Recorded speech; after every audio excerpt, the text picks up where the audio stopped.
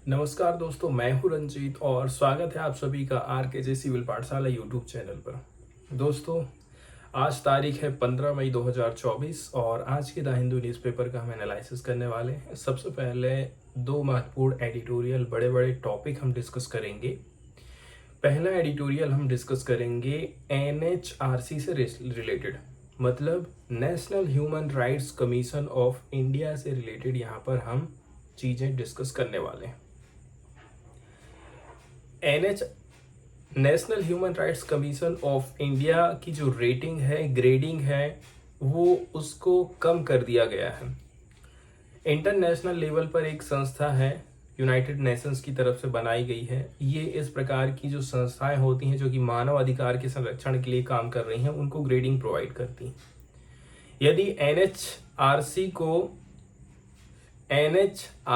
को यदि कम ग्रेड दिया जा रहा है, उसकी रेटिंग कम कर दी जा रही है, तो इसका क्या मतलब है, इससे हमको क्या नुकसान है। NHRC के ऊपर हमेशा से क्वेश्चन खड़ा उठते रहता है हमारे देश में। जब भी जहां कहीं पर भी ह्यूमन राइट्स वायलेशन होता है, तब वहां पर NHRC से क्वेश्चन पूछे जाते हैं। जैसे कि आपने देखे होंगे कि कहीं कहीं पर जो दलित लड़कियां हैं, उनके साथ में जो बलात्कार होता है, उस समय में NHRC को पूछा जाता है कि आप कहाँ हो, आप क्या कर रहे हो।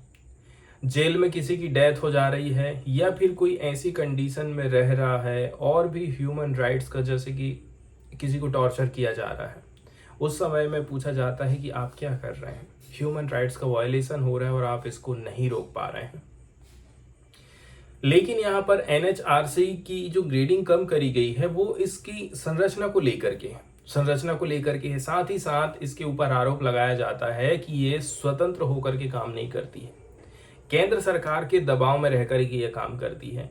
इसके अंदर में माइनॉरिटीज होना चाहिए, इसके अंदर में महिलाएं होना चाहिए सदस्य के तौर पर। इसका जो मुखिया है वो फ्री होकर के काम करे। ये सारी चीजें इसके अंतर्गत में होनी चाहिए। अगला जो टॉपिक यहाँ पर हम डिस्कस करने वाले हैं दोस्तों, वो एक्स्ट्रा पल्मोनरी टीबी से रिलेटेड है। सबसे पहले टीबी के बारे में बेसिक जानकारी देखेंगे, कैसे ये बीमारी फैलती है, कैसे करके इसको रोका जा सकता है, कौन कौन से प्रोग्राम सरकार की तरफ से चलाए जा रहे हैं, और साथ ही साथ में एक्स्ट्रा पल्मोनरी जो टीबी है, इसको डायग्नोस करना बहुत मुश्किल हो जाता है।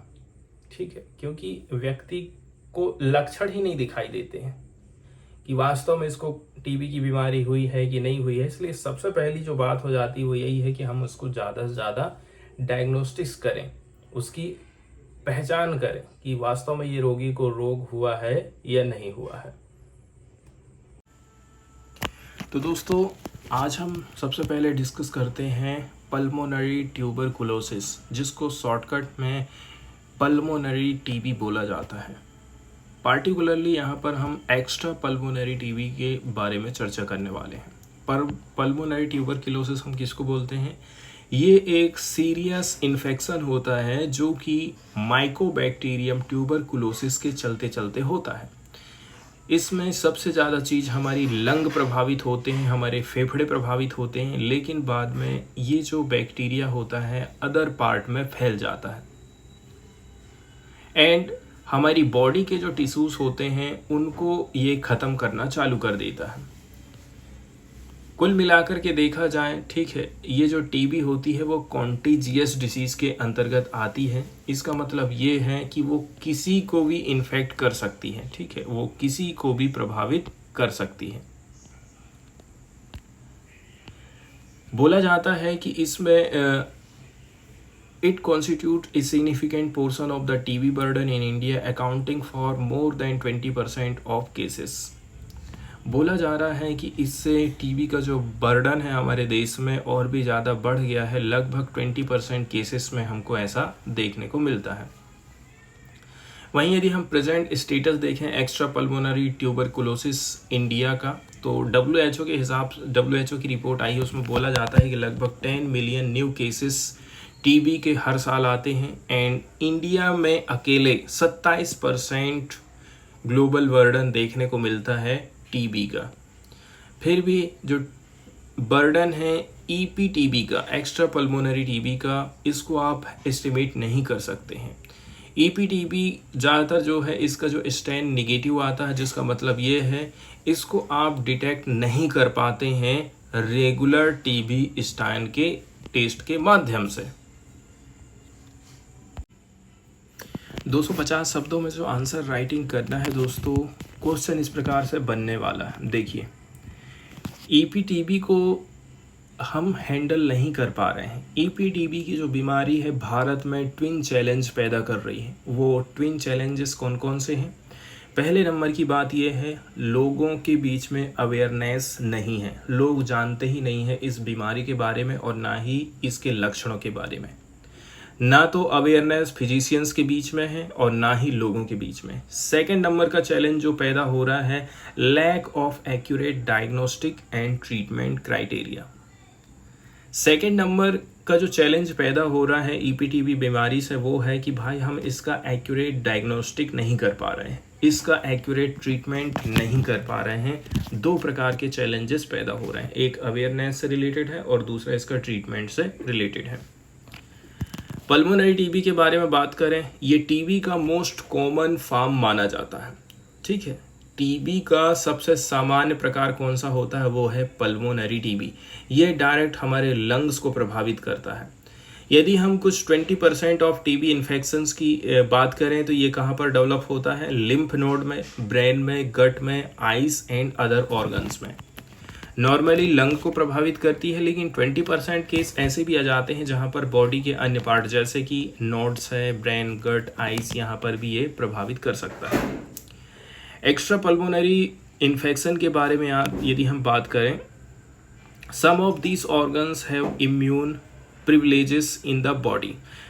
ज़्यादातर आप देखेंगे इस प्रकार के ये जो अंग रहते हैं इम्यून सिस्टम को लेकर के हमारी बॉडी में विशेष पोजीशन रखते हैं कि हमारी बॉडी का इम्यून सिस्टम मजबूत रहेगा इन अंगों की सहायता से। इसका मतलब ये हो गया है, ये जो एक्स्ट्रा पल्मोनरी इन्फेक्शंस है ये परसिस्ट करता है यदि आप टीबी इन्फेक्शन का इलाज करवा भी लेते हैं। मतलब लंग से यदि हमने टीबी को ख़त्म कर दिया है तो अन्य पार्ट में ये बीमारी फैल जाती है, ऐसा यहाँ पर बोला जाता है। इसलिए हम ये नहीं कह सकते हैं कि यदि हमने टीबी को ख़त्म कर दिया है तो एक्स्ट्रा पल्मोनरी जो टीबी है उसको भी हमने ख़त्म कर दिया है। फिर हम बात करते हैं इंडिया में कितने केसेस हैं एंड वर्ल्ड में कितने केसेस हमको देखने को मिल रहा है। पहले नंबर की बात यह है, ऑलरेडी हम टीबी को अंडर काउंट करके चलते हैं। हमारा जो कैलकुलेशन है वो सही नहीं बैठता है। पब्लिक हेल्थ चैलेंज की बात करें एक्स्ट्रा पल्मोनरी टीबी का, ये और भी ज़्यादा आगे है जितना हमारा करंट का एस्टिमेशन है। WHO का कहना है कि 10 मिलियन केसेस टीबी के हर साल आ रहे हैं। इंडिया में कितने परसेंट? दुनिया का 27% केसेस देखने को मिलता है। ईपीटीबी की जो बीमारी रहती है इसको आप आसानी से एस्टिमेट नहीं कर सकते हैं, इसका अंदाज़ा नहीं लगा सकते हैं, आकलन नहीं कर सकते हैं, क्योंकि इसका जो स्टैन होता है ऑफन निगेटिव आता है। मतलब हम इसको डिटेक्ट नहीं कर पाते हैं रेगुलर टीबी स्टैन टेस्ट के माध्यम से। फिर ये जो इन्फेक्शन होता है, फिर से यदि हम इसकी पहचान की बात करें तो देखिए, ईपीटीबी का संक्रमण बॉडी के किसी भी पार्ट में हो सकता है एंड जैसी अदर जो नॉन टीबी कंडीशन होती है वैसे ही आपकी बॉडी दिखाई देती है।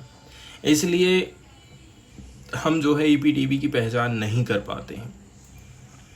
कई सारे केसेस तो ऐसे होते हैं जहां पर ईपीटीबी के मामले में लंग इन्फेक्शन नहीं होता है। ठीक है, इसलिए आप ये कह सकते हैं कि समाज में ईपीटीबी की वास्तविक व्यापकता छिपी हुई है। इसको आप कैसे करके सामने लेकर के आएंगे? अब यदि आप ईपीटीबी बीमारी का पहचान नहीं कर पा रहे हैं, इसका मतलब ये है एक अंग डैमेज होगा, फिर इसके बाद सेकंड अंग डैमेज होगा। ठीक है, यहाँ तक कि आपकी आंखें भी खराब हो सकती हैं, यहाँ तक कि अंधापन भी हो सकता है। ठीक है, अब विजन लॉस हो रहा है, विजन लॉस को हम किसी और दृष्टि से देख रहे हैं, किसी और डॉक्टर के पास में जा रहे हैं, जबकि रीजन क्या है? टीबी ने हमारी आंखों को भी खराब कर दिया है। नॉलेज गैप के बारे में बताया जा रहा है भाई कि कितना बड़ा नॉलेज गैप अभी तक अवेलेबल है। हम माइकोबैक्टीरियम की बात कर रहे हैं जिसके चलते चलते टीबी की बीमारी फैल रही है। पहली बार इसको आइसोलेट किया गया था कहाँ पर? आई में, मतलब आँख में। इस बैक्टीरिया को हमने आँख से पहली बार अलग किए थे। अब आप ये देखिए, बहुत से लोग जो इस बीमारी का इलाज कर रहे हैं, मतलब आँख के डॉक्टर के पास जा रहे हैं, अब उनको पता ही नहीं है कि इसको टीबी हुआ है आँख में। तो मतलब ये स्थिति अधिकांश अन्य अंगों के साथ में भी सच होती है जो कि टीबी संक्रमण की मेज़बानी करते हैं, टीबी के बैक्टीरिया को अपने हिस्से में रखते हैं। अन्य पार्ट के साथ में भी ऐसा हो सकता है, ऐसा राइटर का कहना है।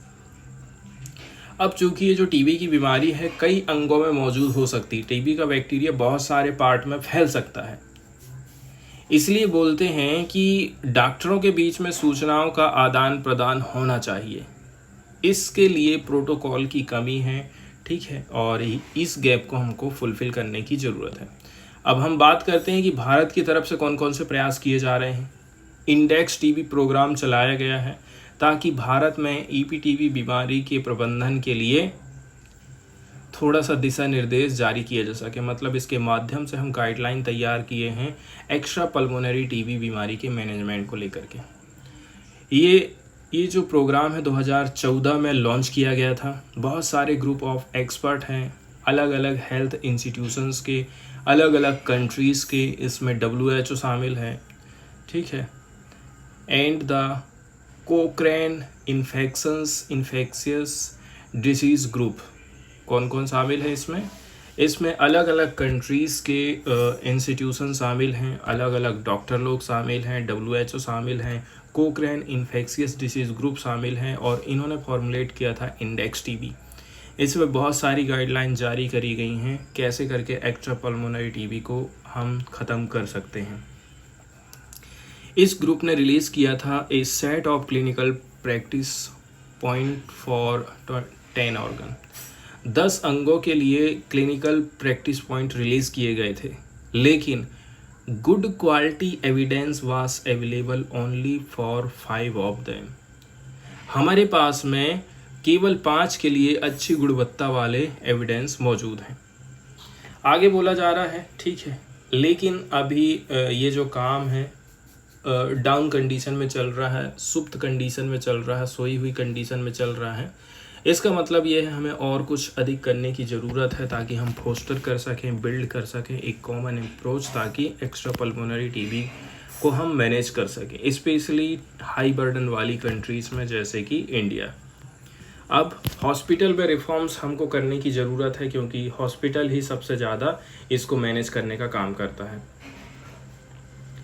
दिशा निर्देश और अभ्यास बिंदुओं से भरे हमारे अस्पताल प्रणालियों को ईपीटीबी पर बेहतर डेटा उत्पन्न करने की ज़रूरत है, ठीक है। ज़्यादातर देखा जाए करंट सोर्स ऑफ ईपीटीबी नंबर्स की बात करें, वो कहाँ से पता चलते हैं? TB department of large public hospital. Large जो बड़े बड़े पब्लिक हॉस्पिटल हैं, सरकारी हॉस्पिटल हैं, वहाँ से हमको पता चलता है कि भाई एक्स्ट्रा पल्मोनरी टीबी के कोई केसेस आए हैं। फिर स्पेशलिस्ट डिपार्टमेंट की बात करें, ठीक है, अलग अलग ऑर्गन वाले जो स्पेशलिस्ट डिपार्टमेंट रहते हैं, ठीक है, ये प्राइमरी सेंटर माने जाते हैं ईपीटीबी के मैनेजमेंट को लेकर के। इनका जो डाटा प्रैक्टिस है वो अलग अलग होता है and do not become part of our aggregate number of EPTB prevalence. और यहाँ से देखिए अलग अलग जगह से हमको अलग अलग डेटा प्राप्त हो रहा है, जिसमें ईपीटीबी रोगी डेटा के संबंध में टीबी रोगियों पर अधूरा और गायब डेटा प्रस्तुत हुआ है। इस प्रकार से देखा जाए ये जो डिपार्टमेंट होते हैं इनको कैप्चर करना चाहिए पेशेंट के डाटा को, एंड आपको हमेशा रेडी रहना है कि हम ज़रूरत पड़ने पर इसको शेयर कर सकें नेशनल टीबी कंट्रोल प्रोग्राम के साथ में। यदि ये लोग ऐसा काम करते हैं तो जो निक्षय प्रोग्राम चल रहा है, ठीक है, निक्षय प्रोग्राम जो चल रहा है इसको आप फिर से री इन्विगोरेट कर सकते हैं, मतलब पुनर्जीवित कर सकते हैं। यहाँ जो वर्ड यूज़ किया गया है रीइन्विगोरेट, इसको आप देख सकते हैं, रीइन्विगोरेट, पुनर्जीवित करना, रीइन्विगोरेट। सरकार ने निक्षय प्रोग्राम चलाई थी टीबी की बीमारी से लड़ने के लिए। ये लोग ही हेल्प कर सकते हैं। टीबी कंट्रोल पोर्टल को ये लोग मैनेज कर पाएंगे, वेबसाइट में अच्छा अच्छा डाटा डाल पाएंगे जो कि अभी इनकम्प्लीट है एंड यहाँ पर बहुत सारा डाटा मिसिंग है। आगे रिसर्च को प्रायोरिटी देने की हमको ज़रूरत है। सबसे पहली बात यह है, कुछ कुछ एरिया ऐसी हैं जहाँ पर रिसर्च नहीं हुई है। यदि हम ईपीटीबी का की एस्पेक्ट की बात करें, सबसे महत्वपूर्ण चीज़ की बात करें, महत्वपूर्ण कुंजी की बात करें, तो इसमें इंक्लूड है मैकेनिज़्म ऑफ इन्फेक्शन स्प्रीड। कैसे करके इन्फेक्शन स्प्रीड हो रहा है उसका मैकेनिज़्म हमें समझना है। साथ ही साथ ये जो टीबी बैक्टीरिया होता है ये कैसे करके इंटरेक्ट करता है हमारे बॉडी के पार्ट को, अभी भी इस मामले को कहना चाहिए बहुत कम ही जांच करी गई है।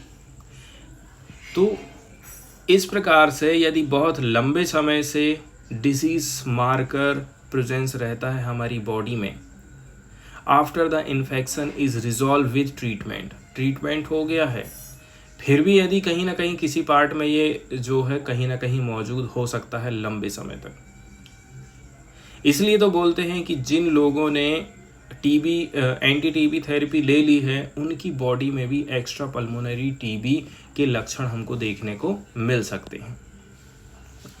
वहीं जैसे कि आँख की यहाँ पर बात करी जाती है, ठीक है, जैसे कि मैंने थेरेपी ले लिया हूँ इसके बाद भी जो है अंतःस्रावी सूजन मेरे को देखने को मिल रही है, इंट्राओक्युलर इन्फ्लेमेशन हो रही है। तो ये सारी चीज़ें जो है यहाँ पर ध्यान रखने की ज़रूरत है। अब कुछ और भी ऑर्गन्स हैं जो कि ईपीटीबी की बीमारी से प्रभावित हो जाते हैं। इससे हमारा जो इम्यून सिस्टम है, इम्यून मैकेनिज़्म है, वो प्रभावित होता है। इससे डिसीज़ और भी लंबे समय तक हो सकता है, यहाँ तक कि यदि आपने बैक्टीरिया को क्लियर कर दिया है उस ऑर्गन से फिर भी।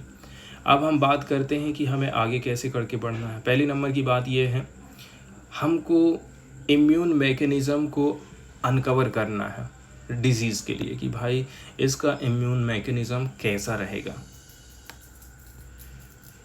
सबसे जो मजबूत प्रयास है, एक concerted effort by different EPTB specialist and advanced immunological tool such as single cell RNA sequencing might be able to uncover the immune mechanism for disease।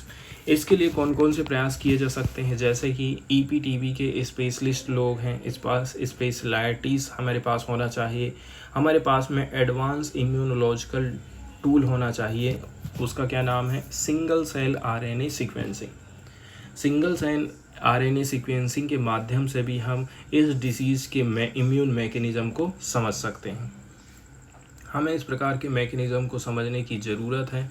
यदि इसको आप नहीं समझ पाते हैं तो ये जो फिजिशियंस है कंटिन्यू ट्रीट करते रहते हैं ईपीटीबी को long duration anti TB therapy के माध्यम से। वो ये सोचते रहते हैं कि ये जो इन्फेक्शंस है वो उस आर्गन में मौजूद है। इसलिए सबसे पहले आप उसको समझ लीजिए कि भाई इम्यून सिस्टम काम कर रहा है कि नहीं कर रहा है। आगे बोला जा रहा है कि सबसे डायग्नोसिस एंड ट्रीटमेंट प्रोटोकॉल, दो चीज़ बहुत महत्वपूर्ण है। सबसे पहले तो आप पहचान करिए, दूसरे नंबर की बात यह है आप किस प्रकार का ट्रीटमेंट प्रोटोकॉल अपनाएंगे यदि कोई हमारा जो अंग है वो एक्स्ट्रा पल्मोनरी टीबी से प्रभावित हो गया है। तो we will need high quality data through clinical trials to formulate them. इसके लिए हमारे पास में हाई क्वालिटी का डाटा अवेलेबल होना चाहिए।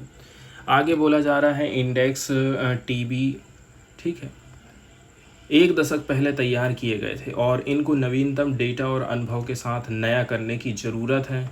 इसके अलावा इसमें थोड़ी सी हमें कहना चाहिए विविधता लाने की ज़रूरत है। साथ ही साथ स्वास्थ्य देखभाल के विभिन्न सारे जो पहलू हैं उनको भी हमें देखना पड़ेगा। हालांकि देखा जाए हर 5 टीबी रोगियों में से 1 रोगी को एक्स्ट्रा पल्मोनरी टीबी की बीमारी होती है एंड बोला जा रहा है कि हम इनको अनडायग्नोस रखें, मतलब हम उनका निदान नहीं कर पाए क्योंकि हम पता ही नहीं कर पाए हैं कि आखिर इसको हुआ है कि नहीं हुआ है। And few who are diagnosed can not benefit from care unless they visit a few specialist health facilities. अब किसी को पता भी चल गया है ना, तो जब तक वो लोग हॉस्पिटल नहीं जाएंगे तब तक उनकी बीमारी का इलाज नहीं हो सकता है। ये चीज़ का हमको ध्यान रखना है। आगे चलते हैं और देखते हैं हम नेशनल ह्यूमन राइट्स कमीशन की जो क्रेडिट रेटिंग है उसको जो कम किया गया है यूनाइटेड नेशंस की एक संस्था की तरफ से। इस मुद्दे को यहाँ पर हम देखने वाले हैं, जैसे कि इस संस्था की क्रेडिट रेटिंग कम क्यों करी गई है और यदि करी गई है तो इससे कौन कौन से नुकसान हो सकते हैं, भारत ने इसका क्या जवाब दिया है और आगे की क्या राह हो सकती है। ये 2-3 मुद्दों के ऊपर हम चर्चा करने वाले हैं। सबसे पहले तो 250 शब्दों में जो हमको आंसर राइटिंग करना है वो इस प्रकार से रहने वाले हैं, जैसे कि वेस्टर्न जो कंट्रीज़ है, यूरोपियन कंट्रीज़ हैं, अमेरिकन कंट्रीज़ हैं, वो यदि इस प्रकार की रिपोर्ट तैयार कर रही हैं, यूनाइटेड नेशन तैयार कर रहा है, तो इसका बहुत ज़्यादा क्रिटिसिज्म करना कि भाई आप ह्यूमन राइट्स को वेपनाइजिंग करते हैं, एज ए टूल के तौर पर इस्तेमाल कर रहे हैं, ये बात तो वैलिड है, ठीक है, चलो इस बात को हम मान भी लेते हैं कि ये चीज़ ठीक है। लेकिन NHRC की स्थिति में लगातार सुधार न होना मतलब ये चीज़ बताता है कि भारत कठिन परिस्थिति से गुजर रहा है। लगातार आपकी रेटिंग कैसे कम हो सकती है, इसके बारे में भी आपको सोचने की ज़रूरत है। अभी हाल फिलहाल में देखा जाए, National Human Rights Commission of India, ठीक है, was formally inform that last week that the deferral of its status would continue for a year. अभी हाल फिलहाल में भारत को ये पता चला कि NHRC पिछले साल भी रेटिंग कम रही उसकी और इस साल भी उसको A की जो रेटिंग है, A ग्रेडिंग, वो नहीं दी जाएगी। सबसे पहले तो हमको इसके बेसिक जानकारी देख लेना है कि कब इसकी स्थापना हुई थी। तो NHRC की यदि हम बात करें तो NHRC ये एक इंडिपेंडेंट स्टैट्यूटरी बॉडी है जिसको हमने इस्टेब्लिश किए थे 12 अक्टूबर 1993 को। इसके लिए हम एक कानून लेकर के आए थे, protection of human rights act 1993। बाद में 2006 में इसमें कुछ संशोधन किए जाते हैं। NHRC ने सेलिब्रेट किया है सिल्वर जुबली, मतलब 25 साल कंप्लीट कर लिए हैं 12 अक्टूबर 2018 को। इसका हेडक्वार्टर है नई दिल्ली में। बोला जाता है कि ये मानव अधिकारों का प्रहरी है, मतलब भारतीय संविधान द्वारा गारंटीकृत या फिर अंतर्राष्ट्रीय जो ट्रीटी हुई हैं जो कहती हैं कि भाई ह्यूमन राइट्स का आपको सम्मान करना है, तो उनका ये रक्षक माना जाता है भारत में। इसको इस्टेब्लिश किया गया है पेरिस प्रिंसिपल के हिसाब से। इसकी स्थापना पेरिस सिद्धांतों के अनुरूप की गई है, जिसे पेरिस में मानव अधिकारों के प्रचार और संरक्षण के लिए अपनाया गया था। कब? अक्टूबर 1991 में। एंड बोला गया है कि इसको जनरल असेंबली ने, यूनाइटेड नेशंस की जनरल असेंबली ने 20 दिसंबर 1993 को एडॉप्ट किया था या फिर अपनाया था, समर्थन दिया था। आगे बात करते हैं कि ये जो ग्रेडिंग दी गई है, कम करी गई है, वो किसके द्वारा। तो ये जो डिफरल रहा है, सबमिट किया गया है, ये किया गया है सब कमेटी ऑन एक्रीडेशन। किसकी है ये कमेटी? ये कमेटी है global alliance for national Human rights institution, GANHRI के अंतर्गत एक सब कमेटी काम करती है। साल है सन 2023। ये जो सब कमेटी रहती है, ठीक है, ये जो सब कमेटी थी, हालांकि बहुत सारी याचिकाएं भारत के NGOs ने या फिर भारत की कुछ संस्थाओं ने यहाँ पर याचिकाएं दायर करी थी, लेकिन उनकी दलील से वो सहमत नहीं थी। उसने स्थगन हटाने के भारत के अनुरोध को भी खारिज कर दिया था। आगे यदि हम बात करें इंडिया क्या सोचता है, तो देखिए NHRC के जो चेयरपर्सन हैं वो कौन है? Former justice of supreme court of India, justice Arun Mishra. इसका मुखिया किसको बनाया गया है? भारत के भूतपूर्व मुख्य CJI को बनाया गया है। सरकार भी हैप्पी नहीं थी और वो भी हैप्पी नहीं थे, लेकिन निश्चित रूप से उन्हें राहत है कि वे पदावनति की बदनामी, मतलब सम्मान की हानि से बच गए हैं। क्यों?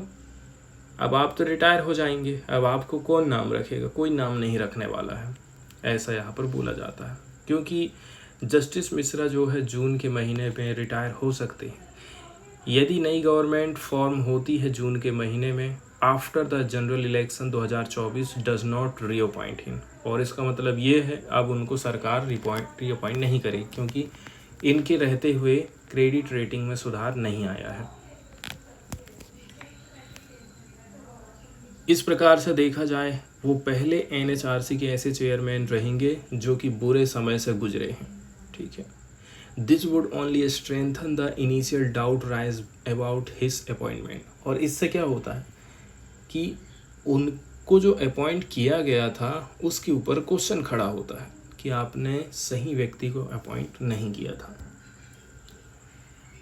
एनएचआरसी का जो ब्रूचर है, जिसको हम बोलते हैं इंट्रोडक्शन वाला डॉक्यूमेंट, इसमें जस्टिस मिश्रा की अप्रोच क्या है ह्यूमन राइट्स को लेकर के उसके बारे में वर्णन किया जाता है। ठीक है, वो ज़्यादातर जो ये जो है ना प्रो हिंदुत्व को सपोर्ट करने वाले विचार हमको देखने को मिलते हैं।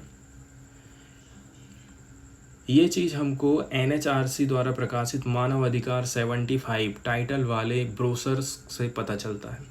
दस्तावेज को आज़ादी का अमृत महोत्सव के जश्न के हिस्से के रूप में प्रस्तुत किया गया था उस समय में। इसमें अपने परिचय में इस डॉक्यूमेंट्स में बताया जाता है कि इंडिया की जो अर्लीस्ट सिविलाइजेशन थी, ठीक है, यहाँ पर ज़्यादातर जोर दिया जाता है some basic human rights principle के ऊपर। तीसरे नंबर में वो एक्सप्लोर करते हैं कुछ स्पिरिचुअल चीज़ों को, आत्मा, परमात्मा, इस प्रकार के विचारों को यहाँ पर अपनाया जा रहा है, जैसे कि वेद एंड उपनिषद का यहाँ पर वर्णन किया जाता है। स्पिरिचुअल ट्रूथ के बारे में यहाँ पर वो वर्णन करते हैं। चौथे नंबर की बात यह है justice Mishra and fairness in ancient Indian literature.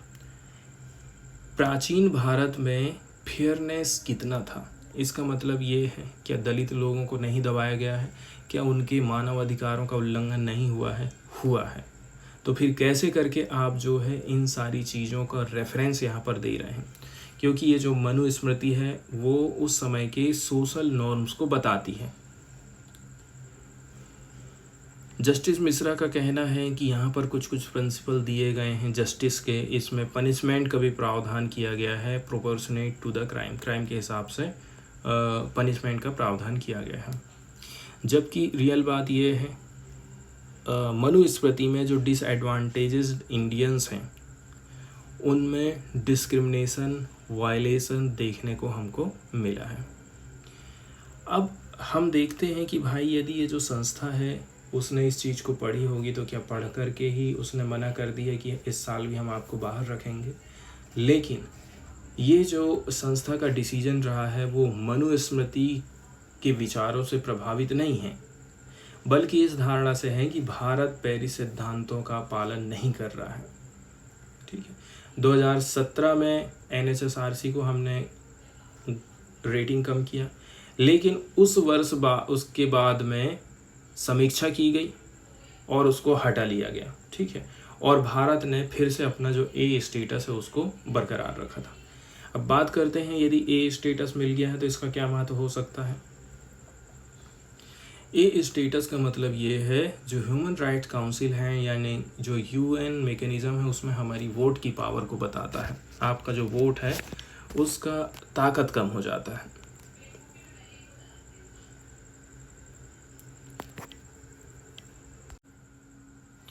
अब जिन 6 पेरिस के प्रिंसिपल की यहाँ पर बात करी गई है इसको आप देख सकते हैं कि कौन से हैं।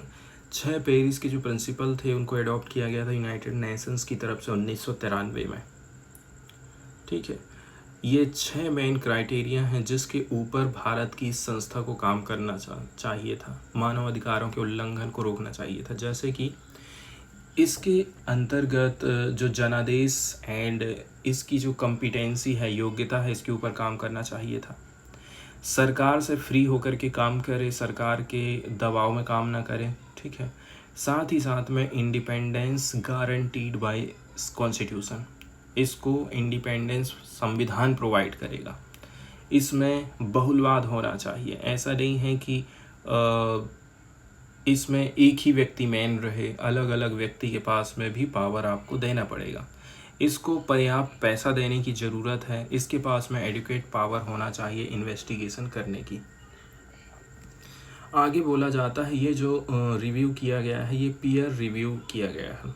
GANHRI का जो इवोल्यूशन प्रोसेस है ये एक ग्रुप रिव्यू पर आधारित है। And hence can not be dismissed as government has done.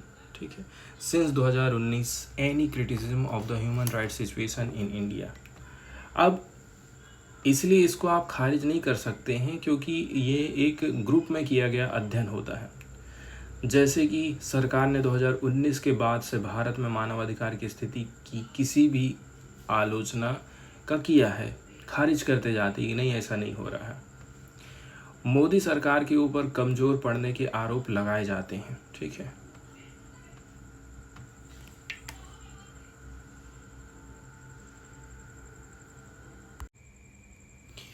आगे जो न्यूज़ हम यहाँ पर डिस्कस करने वाले हैं, ये चाबहार पोर्ट जो अभी हमको 10 साल के लिए लीज पर मिला है कि इसके डेवलपमेंट का काम, इसके ऑपरेशन का काम भारत की एक कंपनी और ईरान की एक कंपनी मिल करके करने वाली है।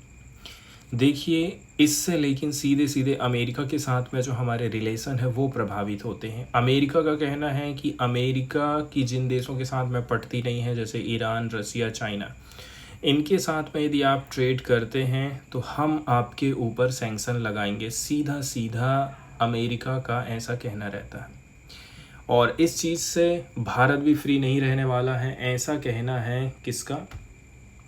अमेरिका का।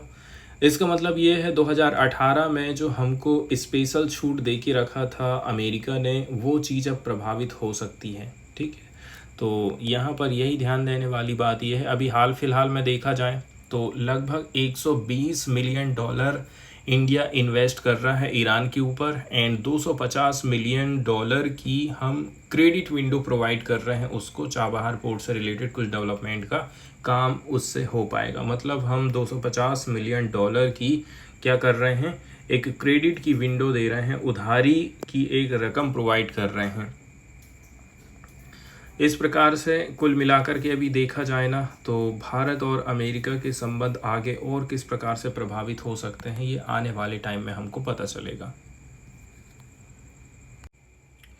दोस्तों, श्रीलंका से हम एक न्यूज़ देखने वाले हैं। अभी हाल फिलहाल में श्रीलंका में जो रहने वाले तमिल समुदाय के लोग हैं, जिनको हम माइनॉरिटी कैटेगरी के अंतर्गत रखते हैं क्योंकि इनकी संख्या यहाँ पर बहुत कम है, ये लोग अपने अधिकारों की लड़ाई हमेशा से ही लड़ते आ रहे हैं।